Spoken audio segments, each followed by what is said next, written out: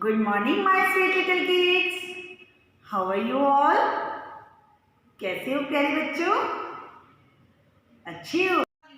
Very good. बच्चों, आज हमारी किस चीज की क्लास है? यस, आज हमारी स्टोरी की क्लास है। और आपको स्टोरी सुनना अच्छा लगता है ना? आज बच्चों, मैं आपके लिए बहुत अच्छी स्टोरी लेके आई हूँ। तो चलो स्टोरी शुरू करते हैं। बच्चों, हमारी आज की स्टोरी का नाम है रैबिट एंड लायन। एक बार की बात है, एक बहुत बड़ा जंगल था। और जंगल में कौन रहता है बच्चों? जंगल में तो बहुत सारे एनिमल्स रहते हैं। वहाँ पर एक लायन भी रहता था, जो हर रोज बहुत सारे एनिमल्स को मारकर खा जाता था। सारे एनिमल्स उससे बहुत डरते थे। वो जब जंगल में निकलता था तो सब एनिमल्स उससे डरकर छिप जाते थे। एक दिन सभी एनिमल्स ने मिलकर मीटिंग की। मतलब सब एनिमल्स ने मिलकर सोचा कि हम क्या करें। अगर इस तरह से हर रोज लायन सब एनिमल्स को खा जाएगा तो पूरा जंगल खाली हो जाएगा, कोई भी नहीं बचेगा। तो हमें कुछ करना चाहिए। तो सब एनिमल्स ने मिलकर सोचा कि वो सब मिलकर लायन के पास जाएंगे और उससे बात करेंगे। तो नेक्स्ट डे सब एनिमल्स मिलकर लायन के पास गए। लायन इतने सारे एनिमल्स को देखकर एकदम गुस्से में बोला, तुम सब यहाँ पर क्यों आए हो? तो फॉक्स ने कहा, महाराज, हम सब आपसे बात करने आए हैं। आप हर रोज इतने सारे एनिमल्स का शिकार करते हो, उन्हें पकड़कर मार देते हो और इतने सारे एनिमल्स को तो आप खा नहीं पाते। तो हमने ये डिसाइड किया है कि हम आपके पास हर रोज एक एनिमल आपके खाने के लिए भेज दिया करेंगे और आपको जंगल में खाने के लिए घूमना भी नहीं पड़ेगा। लायन ने अपने मन में सोचा, ये तो अच्छी बात है, मुझे जंगल में घूमना नहीं पड़ेगा खाने के लिए और हर रोज़ मुझे खाना भी मिल जाया करेगा और हर रोज़ एक एनिमल मेरे पास अपने आप आ जाएगा। तो लायन बोला, ठीक है, मैं तुम्हारी बात मान लेता हूँ, लेकिन तुम्हें हर रोज़ टाइम से एक एनिमल को भेजना पड़ेगा। कहीं ऐसा ना हो तुम अगर एनिमल को नहीं भेजोगे तो मैं तुम सबको खा जाऊंगा।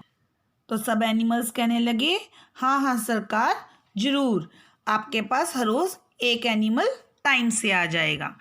उसके बाद सब एनिमल्स अपने घरों की ओर चले गए और अगले दिन से एक एक करके हर रोज एक एनिमल लायन के पास जाने लगा। एक दिन चीकू खरगोश की बारी आई। वो बैठकर सोचने लगा कि ये तो बहुत गलत बात है, लायन हर रोज एक एनिमल को बुलाकर खा जाता है, लेकिन मैं तो ऐसा बिल्कुल नहीं होने दूंगा। वो मन ही मन सोचने लगा कि मुझे कुछ ऐसा करना चाहिए जिससे मेरी जान भी बच जाए और बाकी सब एनिमल्स भी लायन के पास जाने से बच जाएं। वो बैठकर काफ़ी देर तक सोचता रहा। तभी उसे एक आइडिया आया। वो काफ़ी देर तक सोचता रहा और उधर लायन उसका इंतज़ार कर रहा था, वेट कर रहा था अपने फूड के लिए और उसे बहुत गुस्सा आ रहा था। इतने में चीकू खरगोश वहाँ पर लायन के सामने पहुँच गया। चीकू खरगोश को देखते ही लायन खूब गुस्से में बोलने लगा। वो कहने लगा कि मुझे बहुत गुस्सा आ रहा है, तुम इतनी देर से क्यों आए हो? तुम इतनी देर तक कहाँ पर थे? मुझे बहुत तेज भूख लगी है और तुम तो इतने छोटे से हो, तुम्हें खाकर मेरा पेट कैसे भरेगा? मेरी भूख बिल्कुल भी नहीं मिटेगी तुम्हें खाकर। चीकू बोला, महाराज ऐसा बिल्कुल भी नहीं है, मेरे साथ तो मेरे और भी दोस्त थे जो आपके खाने के लिए आ रहे थे, पर हमें जंगल के बाहर एक और लायन मिल गया और वो तो बहुत बड़ा लायन था और उसने मेरे 5 साथियों को पकड़ लिया और वो लायन उन्हें पकड़कर खा गया और मैं तो बहुत मुश्किल से अपनी जान बचाकर आया हूँ। और महाराज वो तो ये भी कह रहा था कि इस जंगल का राजा तो मैं ही हूँ और कोई भी राजा नहीं है यहाँ पर। तब लायन जोर से गुर्राया और बोला, दूसरा लायन कहाँ है वो? मुझे उसके पास ले चलो, मैं देखता हूँ वो कौन सा लायन है। और वो लायन चीकू के साथ उस दूसरे लायन को ढूंढने के लिए निकल पड़ा। चीकू लायन को एक वेल के पास ले गया। वेल मतलब पता क्या होता है बच्चों? कुआं जिसमें बहुत सारा वाटर होता है। और चीकू कहने लगा, महाराज मैंने तो उस लायन को यहीं पर देखा था, देखो देखो वो जरूर यहीं कहीं होगा। फिर लायन ने क्या किया, उस वेल में झांक कर देखा। उसे उसमें क्या दिखाई दिया? उसे उसमें अपनी परछाई दिखाई दी, क्योंकि वेल में क्या था? वाटर। वो सोचने लगा, हाँ ये रैबिट सही कह रहा है, यहाँ तो दूसरा लायन है। और वो जोर से गुर्राया, वाओ मैं तुम्हें मार डालूंगा, इस जंगल का राजा मैं ही हूँ।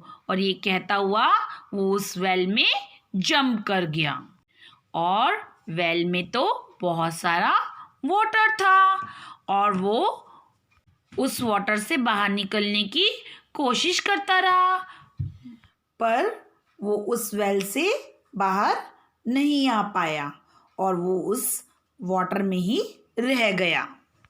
और जंगल के सभी एनिमल्स बहुत खुश हो गए और सारे एनिमल्स ने चीकू रैबिट को थैंक यू बोला और सब एनिमल्स जंगल में मिलकर खुशी खुशी रहने लगे। तो बच्चों कैसी लगी स्टोरी? अच्छी लगी? मज़ा आया आपको स्टोरी सुनकर?